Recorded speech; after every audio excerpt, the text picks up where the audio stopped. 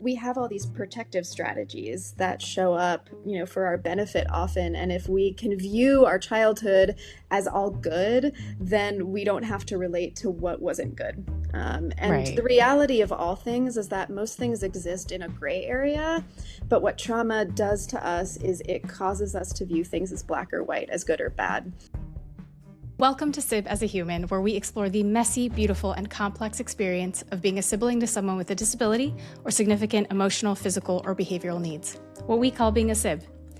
I'm Sheena Brevig, and in today's conversation, I sit down with Dr. Sara Rapaport and we talk about the Sibs nervous system. We touch on why so many Sibs intellectualize their way through therapy and why understanding everything doesn't always make you feel better.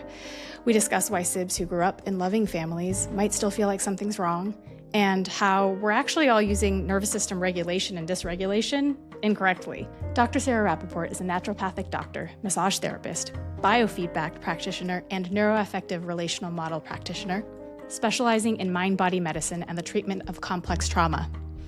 She is additionally currently training to become a somatic experiencing practitioner. She combines counseling, nutrition, herbal medicine, and physical medicine to support whole person healing and transformation for her patients. In her personal life, she's an avid adventurer, dancer, mover, and loves West Coast swing.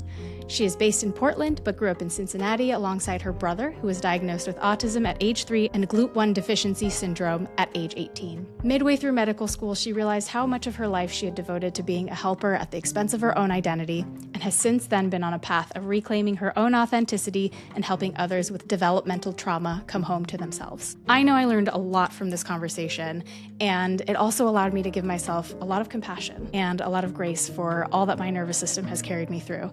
So I hope this helps you do the same. Please don't forget to like, subscribe, comment, engage with our content so that we can bring you more conversations like this. And you can find Sara's info in the show notes if you want to connect with her as well. Here's my conversation with Sara. Thank you so much for being here. I am so excited to have this conversation with you. Yeah, happy to be here.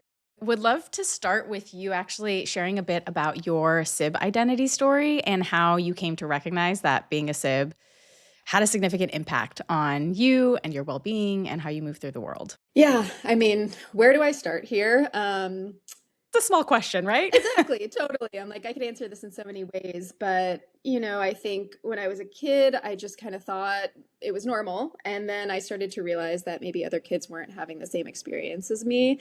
Like I remember very like vivid memories of like going to occupational therapy with my brother, going to physical therapy with my brother, kind of being at the hospital a lot. And I think at some point I started to realize like maybe that's not the experience that other kids are having.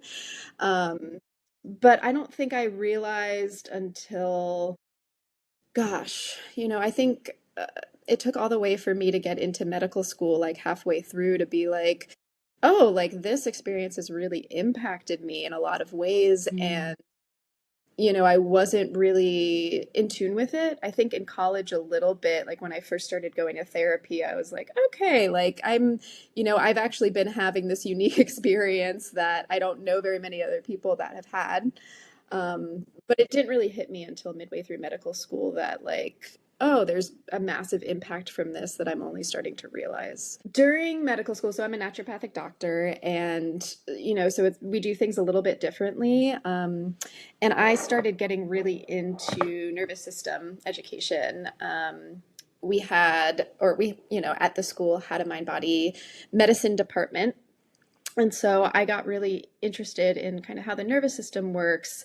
And as I was diving more deep into those studies, I started to kind of be aware of my own nervous system and started to recognize like, oh, I've got a lot of kind of, some of the stuff that's going on that I've been reading about. And kind of being like, where is this from, and starting to realize like all the adaptations that I had made from my childhood that had resulted in my nervous system being the way that it was. So I studied neuroscience undergrad, and I remember being in this brain and behavior course where I ended up having coffee with this professor and asking him a question about the sleep pattern I was experiencing. And he was basically like, yeah, that's chronic stress. And I was like, oh, huh. And that was Right. like one of the first like seeds to be like, maybe things are, maybe I'm not okay. Right. But the thing was, that was all I had known, that like default mode of go, go, going. So I was like, Right. this isn't normal. What do you mean? Like, you're Right. telling me this is chronically something, which is concerning. Well, when it's like the water that you're swimming in, right? You don't know that that's, you're like, that's just my environment. That's just how it is. And then when you actually are able to take some steps back and look at things in kind of a more, bird's eye view, I think it starts to become a little bit more obvious that there is something that is going on in the system. Okay, so you mentioned the mind body connection. Can you speak a little bit more to how you think of it? What has happened in our society is that we've kind of endured this Cartesian split. This is from Descartes' philosophy and everything that, way back in the day before that philosophy existed, we always held mind and body to be interrelated. When the mode of thought started changing around that time, people started kind of believing that the mind and the body were two separate entities and that all processes of the mind were specific to the mind and had nothing to do with the body and vice versa. And so that's kind of where we got our current system, where it's like we've got our medical system and we have our mental health system, and they're very split, and there's not a ton of understanding. I think more and more these days there is, but there hasn't been traditionally a ton of understanding of kind of where the middle exists or where these two things interact. Hmm. And we can actually see, like we have research about this now around, how does stress impact, autoimmune diseases and activation? How does stress impact, other physical symptoms? We get this a lot. It's just not, well understood or accepted. It's starting to be more, but yeah. Given we're kind of in a time where some folks like yourself are trying to kind of reintegrate the mind and body, and I know for myself, coming from Eastern cultures as well, where there's a little bit more of a holistic view of wellness, did you notice there was something falling short with just like behavioral talk Mm. therapy? Yeah, I mean, I can speak to my own experience around that first and foremost, and then I can kind of talk about like where, we kind of understand from a neuroscience perspective that it could fall That'd be short. great. Yeah. Um, yeah, I mean, from my own experience, like, part of my dissociative strategy is that I'm a really superior intellectualizer. And so it's Okay, like, wait, break that down for me, yeah, because I think I yeah, am the same, but just so yeah. everyone can be on the same page. I have, it's like I can track my mental experience super well. I have a lot of self-awareness of like, okay, why am I doing that? Why is that happening? Could this be because of this and this and this and this? And there's a way that I can get really stuck up in my head. Um, it's better now, obviously, with lots of therapy and time. But yeah, there's a way that we can kind of get stuck up into the thought around things, which can cause us to be disconnected from the emotionality or like the lived embodied experience of what's happening, which, is an awesome survival strategy for a kid, right? If I can just kind of explain away what's happening, then I don't have to feel the impact of what's actually existing in the moment or what can be so painful. Ooh, okay. So intellectualizing as a coping mechanism Yeah, it's is so smart. definitely, yeah, it's so smart. I'm glad we can give ourselves that, right? Yeah, totally. I mean, with all of our survival strategies, part of how I work with them is just like really honoring the intelligence of it. It's like it Yeah. is so smart that we do these things, especially as children, to develop these really like big strategies of wisdom. It's like that's kind of amazing that a child would be like, you know what? Like I need to just like make sure that I understand this so I don't have to actually be in the experience of it. There's a lot of intelligence in that. So that is a way to disassociate. It can be. Yeah. Yeah. I don't want to be reductionistic about like because I think then we can enter the space of like, oh, every time I'm up in my head, I'm dissociating. That's not true. But it can be a way to kind of leave the emotional experience. And so that's been a large way that I coped in my childhood. And so here I am sitting in behavioral therapy where it's quite heady and is a lot about how do we necessarily alter the way that we're thinking or change the way that we're doing things to be able to view things differently and relate to things differently. So I was like, I already kind of understand all this. I have this deep intellectual understanding. None of this feels like new information to me. And I think a lot of the clients that I see are kind of in a similar boat where they're like, I get it, like I can track Mm. this all. I really understand what happened, but yet I'm not doing better. Ooh, I relate. Totally, Yeah. totally. And the neuroscience kind of explains this, like a lot of behavioral therapies mostly work with our prefrontal cortex. And so, prefrontal Mm. cortex is part of our brain that is associated with meaning making and kind of how we relate and process to things in our environment. Um, but trauma is one of those things where it's like it lives partially in the prefrontal cortex in kind of the meaning that we make of things, but it also lives in more of our limbic structures. So that's like the amygdala, the hippocampus. There's a bunch of other smaller structures that are included in that as well. And that's like where our fear responses live and our long-term memory is put down.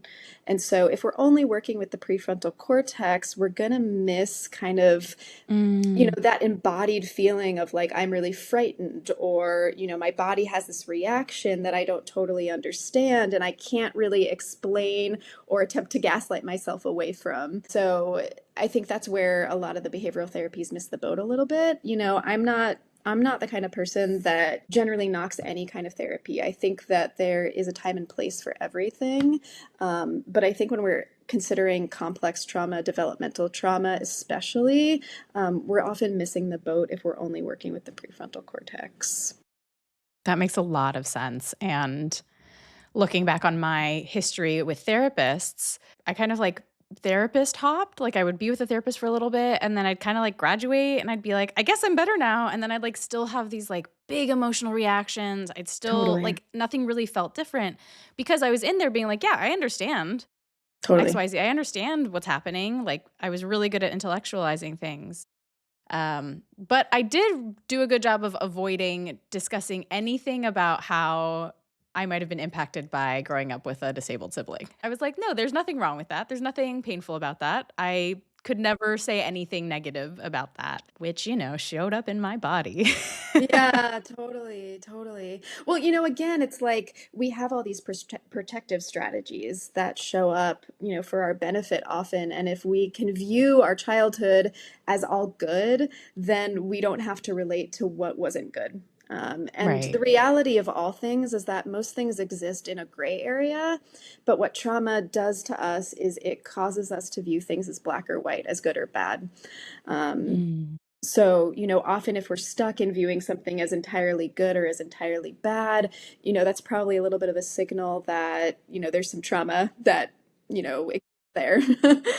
Can you define trauma for us? Because I think that I have been diagnosed with complex PTSD, but it took me a long time to even accept that because I was like, what do you mean? Like, I had a really good Yeah. childhood. My parents are still together and there's a lot of love in my family. I have so much privilege. Like, what do you mean there was trauma? Trauma feels like this big word we use, but from your perspective and through the lens of a SIB, can you help us understand what trauma is? Yeah, well, I want to distinguish between kind of more shock trauma and complex developmental trauma. Complex trauma is actually a relatively new diagnosis, and we don't actually even have diagnosis codes for it yet. So it's not even in the DSM. Not a lot of people are aware of this. Is like we can't actually diagnose anybody with complex trauma yet. Oh. Even though, we know it exists, the only diagnosis that we have is for classic PTSD, and that's more often, associated with shock trauma. It's not always true. There's often a very like deep interwoven combination between shock and complex trauma. But just for the purposes of this, And when you're saying shock trauma, you're talking about like a big event, like what we think of with like veterans. totally. I've also heard like capital T trauma. Is that Yeah, the same I'm not a idea? big fan of the capital T and the lower T just because Ooh, I think it, okay. it kind of it's like it's diminutive when we use a lower T. And I'm like, complex trauma can be sometimes for some folks way bigger than their shock Mm. trauma. Ooh, that's an interesting perspective. Yeah. Yeah, so it's like I don't necessarily like to make that distinction of like these are just different types of trauma. Um, and I think people often call it capital T because it's more easily seen, right? If somebody's in a war, if they get bombed, if somebody's in a car accident, it's like we have this evidence, we have this way to look at it to be like, oh, that's what happened to you.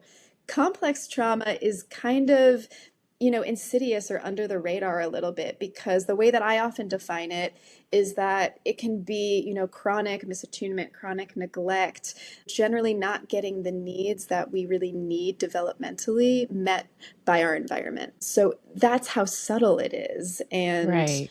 it's like I think, as a sib, especially, I think neglect is also just part of the game for a lot of Right. us that, our parents often didn't mean to neglect us. But when you have a very high needs person in your household, a lot of the attention is going to go to that person unless Yeah. you have the awareness to be like, okay, how do we actually do this differently? But, most families are in their own nervous system activation sympathetically around what's happening, that they're just trying to survive. And that, often leads towards inattention towards us, the siblings. And our adult brains can understand some of that, right? But as a kid, often the way that we survive is by personalizing that. And what I mean when I say that is like, you know, kids are getting neglected and making it about something being wrong with them.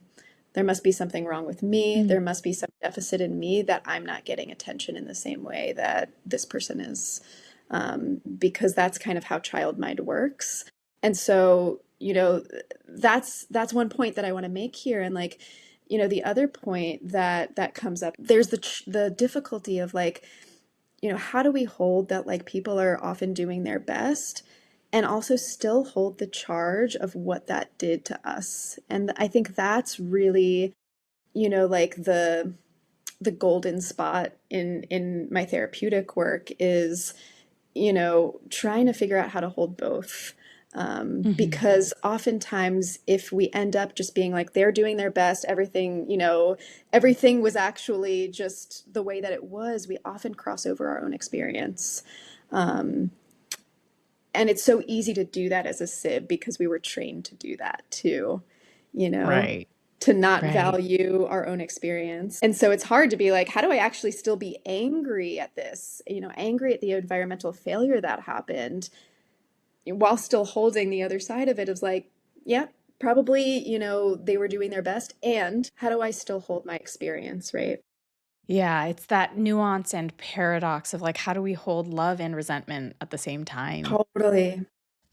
And it's hard and scary. I mean, I'm still on that journey because for me, I bypass anger usually straight to Yeah, like frustration and crying. And it's only in the last like year or two where something would happen and I'd be like, "Oh, I'm angry. right. Huh." And I'd be like excited about it. I'm like, "Oh, I'm pissed." So we have to celebrate those moments. We do, Yeah, because I'm like, I haven't just burst into tears already. This is right, great. right. I'm like feeling the actual thing that's happening. Going back to what you were saying about how a young mind works, where it personalizes things, my therapist is always saying that it's like the most frustrating thing that we create these big ideas of who we are at such young ages. Yeah, and trauma disrupts how we identify because of that. And so that's often what we're working with when we're in this adult therapy situation is that I've developed this identification around myself because of what I've experienced and how I related to it, 20, 30 years ago. And here I am in therapy being like, all right, now we're working on how I identified and how that's actually influenced how I show up in the world. Can you maybe share a bit more about a SIB nervous system? Yeah. I mean, there's a lot of theories about this. So, the way that I kind of talk about the autonomic nervous system, which is our part of our nervous system that, is under automatic control on some level, um, is through the parasympathetic and sympathetic branches that we're so familiar with. So, sympathetic is what we normally associate with fight or flight. Parasympathetic, we often know as rest and digest. And we have these new terms that, people are kind of using where we're talking about freeze states and fawning states. We don't Mhm. exactly, have, and at least I don't, maybe some other people listening to this have kind of a better neurological understanding of how those things work. A lot of it is that I hold is just based on theory and what I see in practice. But generally, like, our nervous system is designed to respond to threat in a very adaptable way. And so, if I come across a wild predator, um, Hmm. out in my wild adventures, my nervous system is meant to respond to that in a way that is fight or flight, right? Like that's going to help me survive. If I don't have that part of my nervous system, I'm probably just going to get eaten. Um, so we don't want that to happen. So yeah, that is how our nervous system is initially designed to act towards threat. Oftentimes a nervous system that has been, kind of sympathetically activated over and over and over again with no real feeling of result from that will often go into a more frozen state. And some of the theory around that is that that's meant to kind of preserve life function and preserve metabolism and kind of prevent against life threat. So if you act dead, there's this hope that the animal won't kill you. You can see this in animals. It's like gazelles playing dead when a lion gets them in their jaws. It looks like the gazelle is actually dead, and it turns out it's not, but you don't see this until the lion's been distracted by something, and then suddenly it gets up and runs away. It's amazing. Our nervous systems are amazing. Now we're not often facing these predatory animals in the same way that we were in the wild, but we are facing different things. We're facing the stressors of life that have existed now from a more industrial place, from the Industrial Revolution. And so there's traffic, there's taxes, there's all the things that cause us to go into a nervous system reaction, right? So we're reacting to all these things in our environment. Some of them are actually dangerous. Other ones we're perceiving as dangerous because of our relationship that we have to them. And there are a lot of dangers in our environment that aren't as clear cut. Like the things that we experience now are just more complex than what we used to experience when we were more hunter-gatherers. So when we're talking about nervous system regulation, which is a word that's thrown around a lot, I think often the misunderstanding is that, regulation is about a calm nervous system. It's not. It's about a nervous system that knows how to adequately respond and is adequately responding to what's in front of it. So it's actually very regulated for me to be in a sympathetic nervous system response if I'm being met with a tiger. It's very regulated for me to be crying and wailing at a grief ceremony. That's the right place to be doing that. Oftentimes what happens though is that, I come across a tiger and my sympathetic nervous system can't even calm down once the tiger has left many hours after. And that's what we're really calling more dysregulation, is that I'm not able to come back to baseline. And my response is not necessarily consistent with what's happening in my environment anymore. I think for me, sometimes I've used the word dysregulation, but it's probably activation. Yeah, it's most often activation when people are saying dysregulation. Basically, it's like when we can't kind of flow between different nervous system states, in accordance with our environment. So like if I'm in a calm environment, my nervous system, if it's in a more regulated place, it should be able to access some level of calm. The dysregulation really comes in where we can't get back. I used to identify this way as like an anxious person. Mm-hmm. But I've learned since that it's not a personality trait, that Yeah. most likely is my nervous system being kind of stuck in a heightened place and my inability, or my body's inability, to kind of come out of that to fully be able to relax. When we were chatting before, you mentioned that stomach aches are common symptoms in kids Yeah. Yeah. that are dealing with anxiety. Can you speak a little Yeah. bit more to that? Because that was my experience, where I grew up with so many stomach aches, and then that turned into a whole slew of stomach issues in adulthood.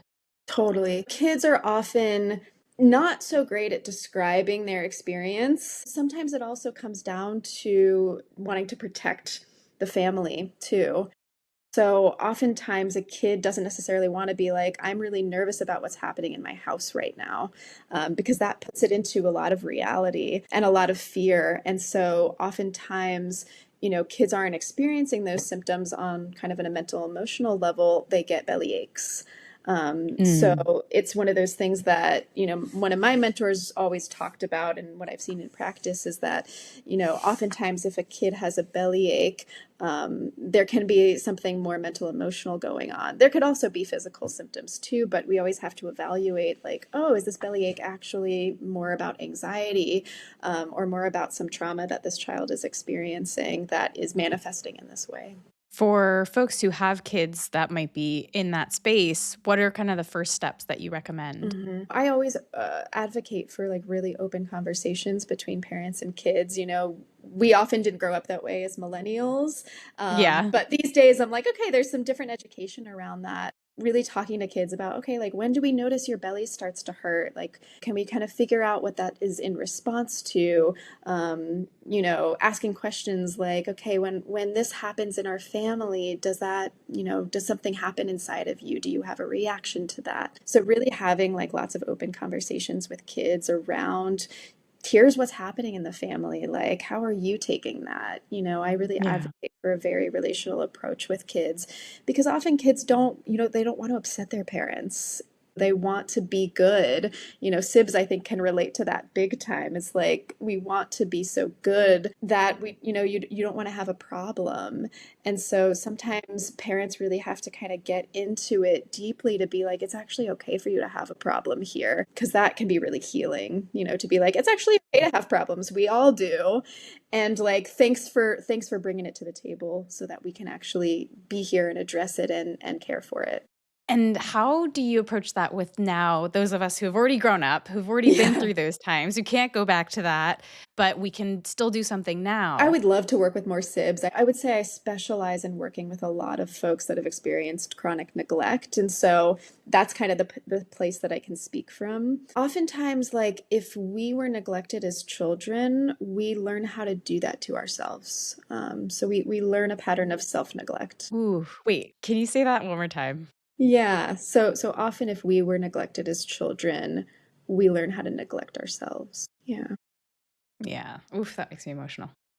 Yeah. Yeah.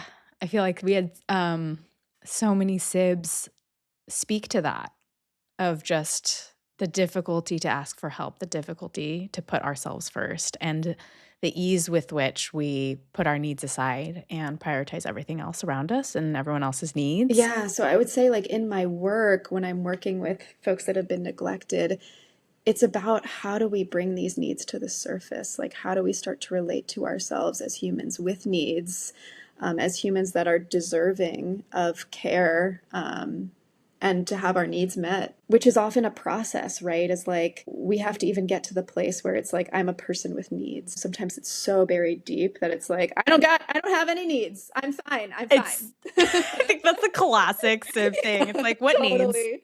I Me? know. No. I experienced that too. I'm like, this is, at kind of the beginning of my therapy journey, I was like, I'm fine. What's up with you? Yeah. Like so Exactly. well oriented towards the other person. And so it's Right. like, it's about bringing the orientation back to self.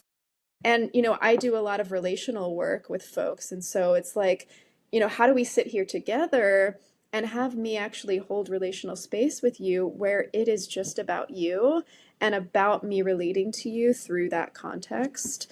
Um, and of course, that can sometimes be uncomfortable too. It's like, I've never put the spotlight on me. And suddenly it's here. And what do I even do with it? So we have to often titrate that experience of like, we can't just like shine the spotlight on a person that's never had the spotlight on them and have that feel okay. It's like we have to take that in small doses often. I wonder if that's part of what happened to me, where it was like suddenly the spotlight was turned on me in this way that was I just wasn't ready for. Right, right. And it was too much. And I was like, nope, can't look at that. Yeah, It's yeah. not real. Yeah, totally. Like our strategies in that way is like we are often protecting something that is so tender that we have to be Hmm. super, super careful about how we approach it. And oftentimes if it's like I'm knocking at the door too hard, you're gonna be like, nope, like the door needs to No be one's closed. home. Yeah, exactly. Yeah. No one's home, don't even look for me. Wow. Yeah. Can you speak a little bit to what's happening when adults are like, I don't have needs, and also I don't even know what I want to eat? Yeah, you're speaking to it. If I have disconnected from myself in the way in which I've disconnected from my needs and my wants, it does become very hard to feel those things. Unless we're able to kind of find a pathway back. And often it's quite simple. Occasionally I've worked in my office to be like, cool, what objects do you like around my room? Can you like pick some that look interesting to you? To even just start at that place to be like, oh, I like the shiny crystal. I like the color of this. It's like we're starting at kind of the basic place where that development might have been disrupted. That's where kids start, right? Kids are like, I like my truck toy. Never take my truck toy away from me. Kids are very clear about what they like and what they don't like. But as Sibs, my suspicion is that that probably gets disrupted around the age in which, we were supposed to develop those skills. So in a way, we kind of have to start there to be like, let's just work with like the simplicity of it, because at least in my experience, when there's too much noise and too many things happening, it makes it harder sometimes for me to really feel how what I needed from the environment. So the simpler it is and the simpler that I can make it is often easier for me to feel like, oh yeah, this is for me, this isn't for me. Gosh, I've like so many questions. What are maybe some signs and symptoms based on kind of the mind body connection, based on the nervous system, that would indicate someone is maybe stuck in, I guess, sympathetic activation? I would say like I see all sorts of folks. Sympathetic activation is one of the ones where I see people spend a lot more time than ideal. And for folks that are kind of in a more sympathetically dominant state, what they generally notice is that there's kind of a feeling of adrenaline in them a lot. That can sometimes show up as like heart racing. That can show up sometimes as racing thoughts. So sometimes the symptoms that we associate with anxiety can be kind of That's what I very was commonly wondering. looped in. Yeah. People that are kind of feeling angry all the time too. Again, like anger is a really good emotion, but if you're feeling angry persistently all the time, sometimes that can mean that you're in kind of a sympathetically activated state. So, that's sometimes more of that sympathetic activation. Some people can notice digestive symptoms with that too. That was my journey for sure. Totally, because it will change your transit time. So when we're in a sympathetic state, our body is not like, you know what I really need to do right now? Digest my food. So the body basically shunts all your blood towards the muscles that are made for running, and the blood goes away from your intestines. So it's going to impact your intestinal ability to be digesting food. And so I see that very often in folks that have kind of a more sympathetic dominant situation going on in their nervous system, is like food digestion is not working well. And so that's part of it. Sometimes I do see folks that are in kind of what we'd think of as like a more freeze state. Mm-hmm. Digestion also doesn't work well in that state because the body is kind of like, we're down for business right now. We're just shutting Um, down. yeah, yeah. But more often when folks are in that state, kind of symptomology is more like depression and apathy, and kind of like sluggishness, sometimes kind of chronic fatigue, is kind of a syndromal manifestation of a chronic frozen state. So those are kind of like the basics, but it's like it's so much more nuanced than that. But if I'm going to be a little bit more basic about it. We got to start somewhere. If any of these things are resonating with someone listening, what might their next steps be to start addressing this? Yeah, I mean, going to practitioners that have an understanding of the mind-body connection, seeking out therapists that are specialized in complex trauma. Obviously, not everybody operates the same way. Like therapy is not a monolith. There's so many different types of therapy that work on so many different things. But generally, like going in that sort of direction is helpful. My soapbox that I stand on very often is that I think this relates to Sibs a lot, is like I do relational therapy. And the reason that I do that is because a lot of the trauma that folks incur that step into my office was relational.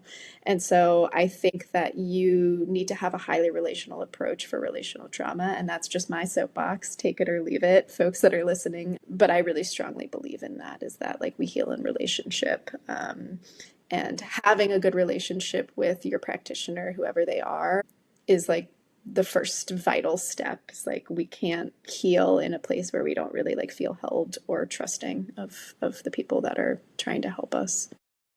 Totally, totally. For those of us on this journey of trying to get our nervous systems more regulated and able to respond appropriately to the things that are happening around us. What does it feel like to have a regulated nervous system? What's kind of the goal that we're headed towards if all we've known is the waters we've swum in the whole time, we're all a little bit activated? It's a tough question to answer because, I think with, it's like if we expand our awareness to everything that's happening in the world too, it's like, can any of us be fully regulated right now? And so I think everything is kind of relative here. Is like, what's a relatively regulated nervous system? What's being able to access all of these different states in the moment that I need them, more or less. I'm still working on this in myself too. So I'm like, I don't know if I can really speak 100% to like, I don't know too many people that have fully arrived there. And so I think it's just like, it's a bit of a spectrum on some level of have I definitely made massive strides from where I used to be to now. Like even, being able to cry in public was a thing that I wasn't able to do before, and now I can do it. And so that was a really big deal for me. You know, I I'm going to the rage room on Saturday with some friends because that's like a helpful Amazing. thing for my anger practice. It's Mm. like, can I channel some of that? And so, I think, you know, being the thing that I can say is like, when we have more acceptance of all of the experiences that we're having internally and have more allowance for, yeah, this is what's happening in me and there's nothing wrong with it. Um, whether that's anger, whether that's grief, whether that's elation, whether, we can name any of these human experiences.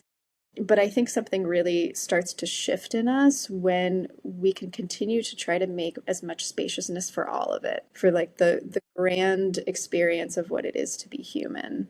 I feel like as a society, we tend to shove down anything that we feel like is a bad emotion, right? We've decided that certain ways of being are better, or like we must be happy all the time. And that's not the human experience.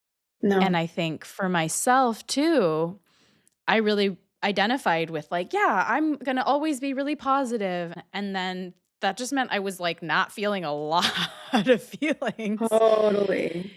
The journey of like peeling back the layers of being like, oh, sometimes I am going to be really grumpy, or I'm going to be really upset and really angry and really resentful. And like to your point of like allowing someone to witness that, whether that was a therapist or like a close friend or a partner, like, oh, that journey has been so painful. But when it's been the right person where I felt safe and I felt held, it has felt like I'm exhaling like for the first time almost. Totally. And that has been huge for me. I got a little bit of chills hearing you say that. Aw. Yeah. I mean, yeah, it's not an easy journey out here to be a No. whole human. No, it is not. Especially as Sibs, it's like there is something that you're speaking to that is so healing to be in the experience of I can be having this really messy looking experience and people can still love me and want me to be here. Oh, yep. Yep. This is gonna come out after my birthday, but I will just say I've been trying to plan my birthday and it has been the most difficult thing. Like I've cried multiple times trying to plan my birthday. It's hilarious and ridiculous and also like I'm like, wow, okay, I guess there's more work to do. I can totally relate to that. I was also born on Christmas Eve, so there's an extra complication to my birthday. But I'm always just like, I don't know how to celebrate myself. How do I do this? Like, I've had so many meltdowns around my birthday too, so I get it. Yeah, birthdays seem to be complex for a lot of people, but I feel like Yep, being a sib and that whole idea of like, I don't even know what I want. People are like, what kind of cake do you want? I'm like, I don't know. totally. It's like I have a whole crisis around that. Um, but it's okay. I requested a fruit tart. But like how hilarious that even telling you this, I'm like, is it okay for me to say that? Is it okay for me to like Totally. have an Very opinion about welcome. what I want? Thank you. Yeah. But yeah, it's wild.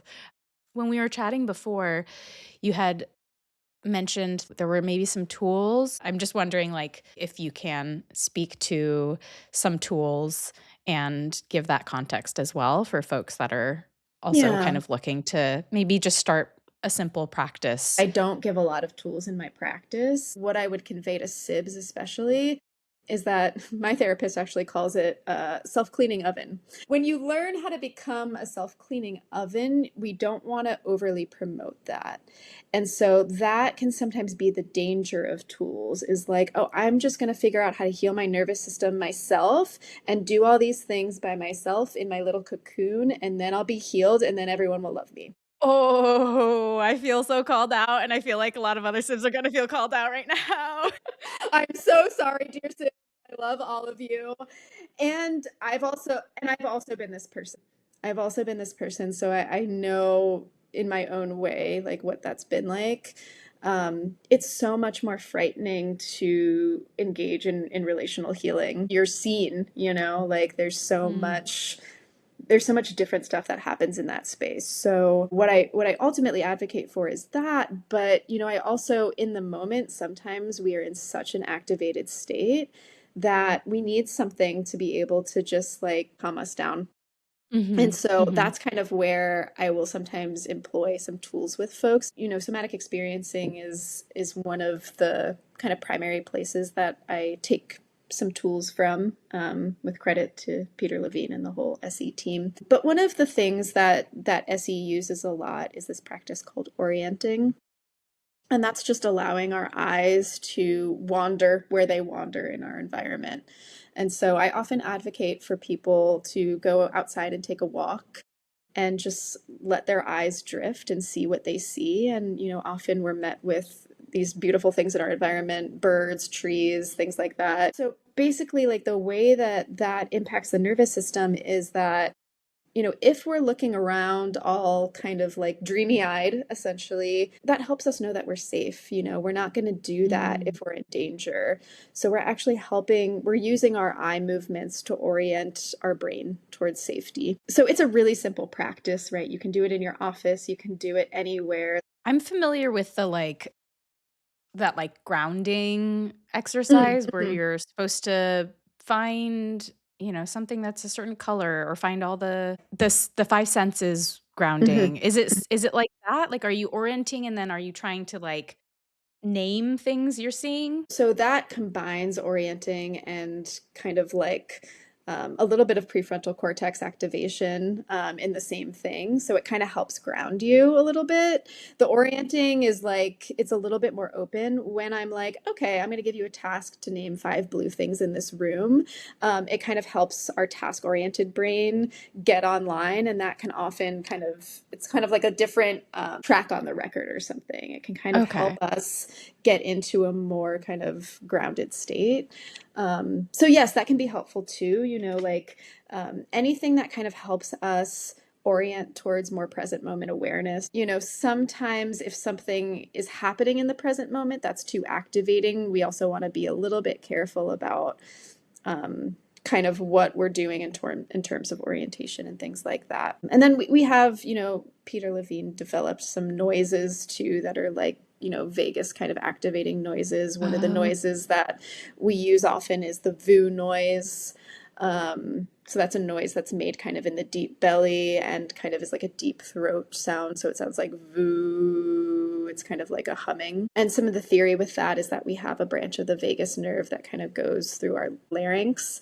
And so when we hum, when we sing, it can, vibrate and stimulate that. And, the vagus nerve gets a lot of press these days. It's like everything Mhm. vagus nerve. It's not the whole story, but I do find that humming and singing and kind of like deeper noises can be really helpful for folks, especially folks that are in more of a frozen kind of state. Sometimes that VU noise is enough to kind of bring them a little bit out of it. There's no one size fits all, unfortunately, for all of these things. So, I can't just be like, VU's going to work for everyone. But, overall, those are some kind of like simple tools that I'll use in my practice. And Often what I'm doing is like really assessing where somebody's at in the moment and trying to be like, okay, like what's actually the most helpful thing in this moment for this person, Mhm. which is often super, super specific to them and maybe something that I wouldn't even do with anyone else. I'm curious, if there's any thoughts or anything you'd say to Sibs who are on this journey with us. Any messages that you have Yeah. to I share? guess I'm trying to think of like what would I have wanted to hear before I went on this journey? And I think I probably would have wanted to know that I wasn't alone and that like the experiences that I was having weren't abnormal. And even now, I'm like, yeah, there's so much more myth to dispel in my own system around none of this is really abnormal. This is all understandable and adaptable responses to the experiences that we've been through. You learned how to adapt in like a really beautiful way. And, we're all on this journey to figure out how to rely less on our adaptation strategies and have other options available to us. Thank you. The one last thing is I wanted to ask you if there's anything you are celebrating because Sibs end up not celebrating themselves pretty often. Is there something that you are celebrating that we can celebrate with you? I think like my biggest celebration is just everywhere I'm leaning in more in life. I love dancing and like sometimes I'm like, wow, like I'm so bad at this. Um and like to not just be like, okay, I'm gonna quit now. Like to keep leaning in is like such a celebration for me to be like, yep, gonna keep staying engaged, gonna keep messing up. There is a joy in that to just allow myself to really just not be perfect and to keep learning. I Yeah. love that. Yes, we will definitely celebrate that with you. Yeah. Thank you so much for having this conversation with me. It was so wonderful, and I feel like I learned so much. Oh, yeah, such a pleasure, Sheena. It's such a delight to be with you and to be on this podcast and to be part of this community. Thank you so much. Thank you so much for tuning in to Sib as a Human. Please subscribe, like, rate, and comment to let us know what resonated with you. And the more engagement we have from listeners, the more we can bring to you all as well. Connect with us on Instagram at Sib as a Human and subscribe to our Substack to be the first to know when new episodes, articles, and resources drop. All of these links are also in our show notes. We are currently making this show with very little funding, so if you feel so inclined, we have a donation page if you want to support Sibs and this project. If you have ideas or other ways that we can bring this podcast and community to more people, please email us at sibasahuman@gmail.com. Thank you so much for tuning in. I'll see you next time, and until then, be gentle with yourself.